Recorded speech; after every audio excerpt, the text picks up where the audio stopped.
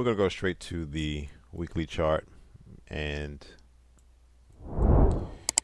when price was range bound from December to, say, June of this year, this weekly buyer's level was serving as a bear trap. Price came close several times, but it was just a fake out to the downside. Price eventually broke out, hitting $240, and then it's been straight down ever since. Now, Boeing is a huge component of the Dow, and we've seen the equity stock market sell off as yields continue to increase, implying that inflation is going to increase or remain high for an extended amount of time. Now, getting back to Boeing, despite recent challenges and a decline in the stock value again from the 240 level to the 186, and it's sitting right into weekly buyers at the 188 level. Boeing, you have to remember, is a dominant player alongside Airbus and still has potential for long-term growth. Now, you can't ignore the supply issues and problems with component makers, which has hindered the making of their planes, but they do have tailwinds, and demand for travel and future prospects like space travel and military contracts remain strong and suggest a positive outlook. Let's look at this video before we continue with the analysis. Talking Boeing, shares are up about 50% so far this year. They've fallen over 20% since hitting those over 2-year highs that I mentioned before we went on break. Kevin, when you look at this one, from the end of September, this thing's been, if you look at a 1-year chart on it, it's been in a parabolic move to the downside. I'll make you more depressed. The last time it hit $190, which it did today, December 30th of last year. Yeah. It's basically lost its whole year that it had. Yeah, it hit $243. It's now back to December 30th. Yeah, it was up over 2% earlier in the session on the back of a report that United's going to order some 787s, but then there was a report that United's ordering some Airbus A321s. Maybe they're going to have a big order, split it up between the two. But look at that move to the right there on that chart. The last month has just been dismal for this stock. Lay that on top of interest rates. It's the exact opposite. Right. They had supply issues before. They've had some issues with SPR, some of their component makers for the planes.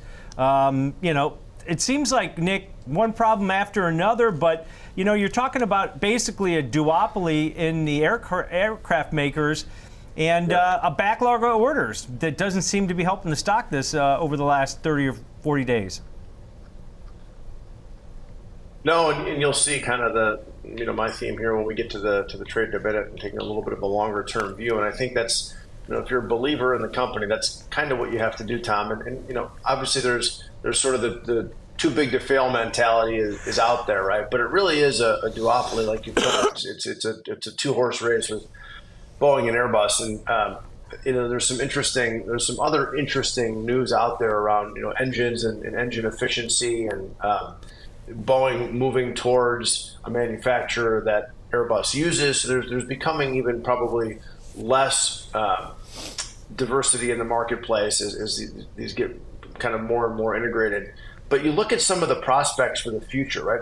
Space taxis and military contracts that are pretty significantly reoccurring for Boeing, and it's hard to see, in the short, even I call it, it's hard to see in the medium term something that really disrupts this. And then you kind of couple with, interest rates are higher, and that's the short term impact here, but travel and the demand for travel and the long-term prospects there are just so high, right? Both individual and consumers as well as business travel. So I think it's sort of a tale of two stories. You look at the last 20 trading sessions and you're like, wow, what happened? And there isn't a ton of news, right? It's interest rates. It's there's no bad news per se that would drive this like sometimes you see in airlines and in the travel sector. So I think it is a bit of a pullback from the highs, obviously, but when you look at the long-term prospects, I think really good companies that have strong management use times like this with a changing macro environment to really position themselves for the future. And it feels like Boeing is trying to do that with not just the military piece, but NASA and the space travel piece, and the energy efficiency piece. Right, they're trying to become the most efficient airline producer out there in terms of carbon emissions, and there's not going to be probably a mass exodus from jet fuel. In our lifetimes, it doesn't seem like, guys, but really making these engines more efficient and making the planes more efficient, right, is something that they're focused on. So, if you can couple all that together, I think short-term trend aside, the long-term prospects, feel really solid. Electric planes coming anytime soon, Tom? Yeah, Joby Aviations, that's one of them. They're doing the eVTOL. It's going to be Uber. Yep. It's going to be basically a drone that you're flying on to the airport. Pass. I don't know. If they do that with the construction and the traffic in Chicago, I'd be all over those things. If they get those. No, I mean electric planes. Oh, I don't know about that. Yeah. All right, so if I just scan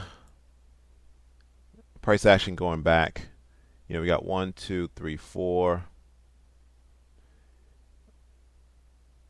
Rarely have we seen 4 negative weeks in a row. And so what this implies is that we're reaching oversold levels, which I anticipate a bounce at some point. That bounce can happen within the zone, or it can happen after the zone is breached. I don't like any of this price action. Doesn't really tell me that there are any levels of interest from the buyers.